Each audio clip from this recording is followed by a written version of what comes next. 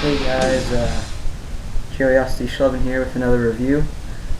This time on the Tippmann This time on the Tippmann, I think it's the SSL 200 or 2000, something like that.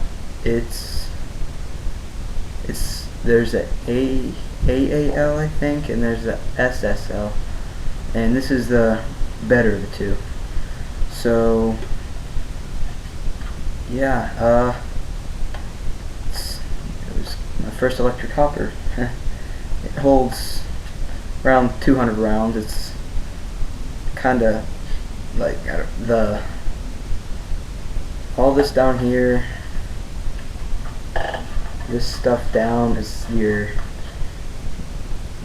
where your batteries and electrical stuff is, and just up here is where the paintballs actually go. So it trying to think. So it'll hold about 200 rounds, but it's kind of hard to get that many in there since it's just so flat and it doesn't come down. Kind of like a Halo or, I don't know, any other hopper. This is really the only one that I've seen that's like this. It's got nice bright green lights. You can always tell when it's on. And when it's on low battery, it'll turn red. And when it turns red, it has about 500 rounds left in it, so you can still get a couple hoppers full, but it's, you know, you're going to want to change your battery when it's low. I've heard people say that you get bounces off the front because it's pointy. Right here. I really haven't had any bounces at all. I mean, I can see if you have really bad paint, really junky stuff, some old stuff that doesn't break easily. I can see it then, but other than that, I really haven't had any bounces here. I've had a lot of breaks, but not a lot of bounces.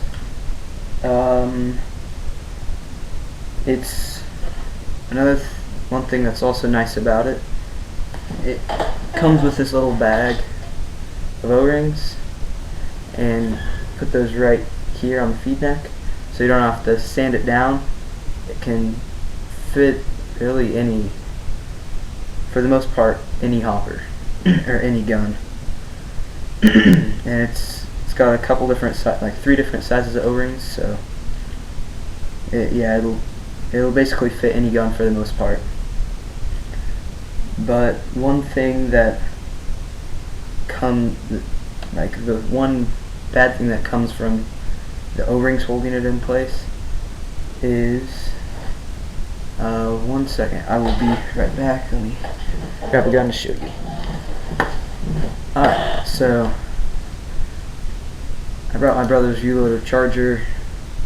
It's not a terrible gun, but it's not great. It only runs on CO2, so yeah. But anyways, so it fits in there just nice and snug. It won't, it's not gonna pop out easy, but one thing that it really does that kind of gets annoying is it twists easy. So you go dive into a bunker or slide into a bunker and twist around, and that can be a bad thing. It gets a little annoying. So yeah, that's one thing.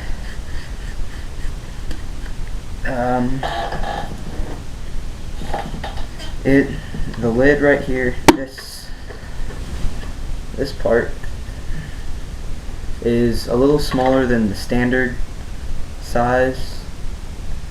Like, the Halo one is a little bit bigger, if that kind of gives you a little visual. I don't know if that's a big deal to anybody, but it's kind of, it's a little smaller, so that if you want to get a speed feed for it or anything, you'll have to get like one of the Exalt universal ones, because just one that will regularly fit on Halo will not fit on this. Let's see. Alright, there's a little bend sensor in there. I don't know if you can see it or not. It's right on the inside. It'll be right in there. I don't think you can see it. But basically what it does is, instead of using laser like eyes, it does this. It's the same thing as eyes, but then again it's not. So the hopper's on. When something is touching that, see, it runs. So if balls are running through it, then it'll be running. If not, see, I have my finger holding it right now.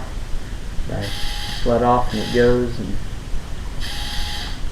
as long as it's moving, then it knows that it should be feeding. So you don't have a continuous feed. That's one thing about the other one. I think the AAL, it has a continuous feed. It doesn't have bend sensor. Alright, well, I'll just do a quick drop test. Just want to see what that's like.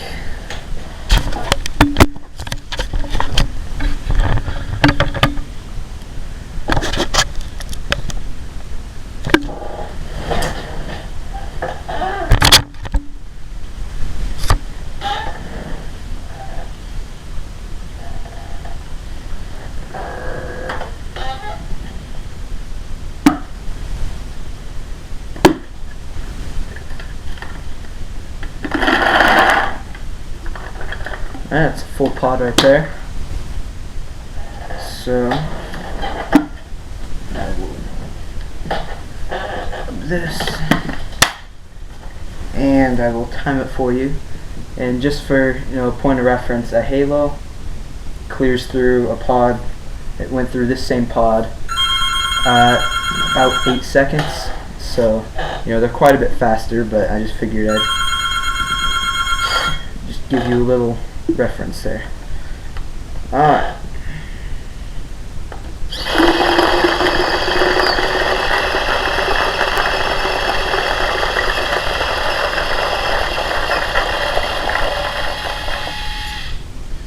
Alright, so as you can see, about 10.33 seconds. So that's pretty good. It's actually a lot better than I was expecting. And only 2 seconds slower than Halo, which that's not bad at all.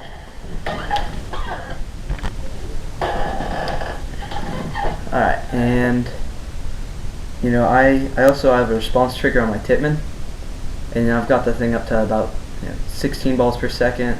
I've got it going pretty quick, and this thing is always kept up with it. I haven't had one problem at all with it not keeping up or with it chopping or anything. I haven't had any problems. And then that's basically it. Top opens up easy, stays closed, doesn't randomly open. Change the battery. Doesn't require screwdrivers or anything. Uses one 9-volt battery. And that's really it. Alright, thanks for watching.